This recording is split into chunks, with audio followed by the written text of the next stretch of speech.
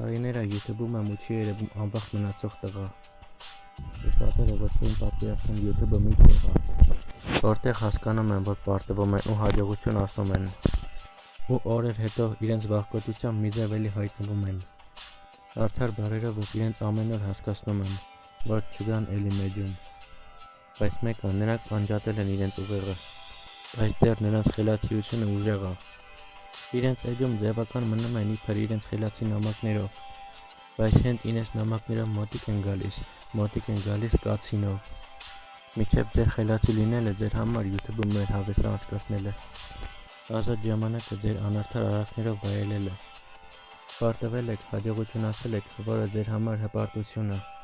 Եթե խախտեք թազա տված հրաման, դա արդեն ձեր համար պարտություն է։ Առաջարկ ձեզ, մոտիկներ նախիր։ Ձեր առաջ գնացող ճանապարհը ինքներդ ներկիր, թե չէ ձեր ներկած գույնը մի օր կմնա մոխիր։ Պայքարեք ձեր թազա ընկերությամբ, բայց մինչև վերջ չէ, թե չէ մեկ է ձեր ընկերությանը մի օր վերջ կա։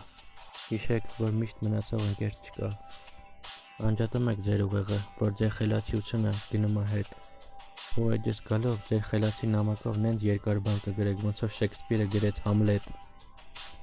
Գլխին սարքելը ձեր համար լրիվ խաղ է, սև ու սպիտակ շախմատ է,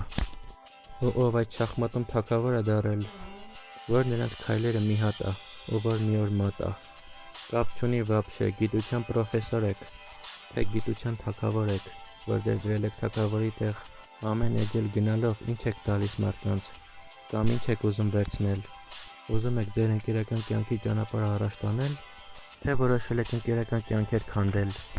Հիմա կաք այնքան, ինչքան կաք, ու դուք եք դրա մեղավորը, որ հիմա ուրիշին սարքել եք ձեր էջի կռիչը, դուք էլ ձեր էջի թագավորը, որ դուք թագավոր մնալով էլ չեք հասկանում, որ շախմատում կարան ձեզ մի օր վերացնեն,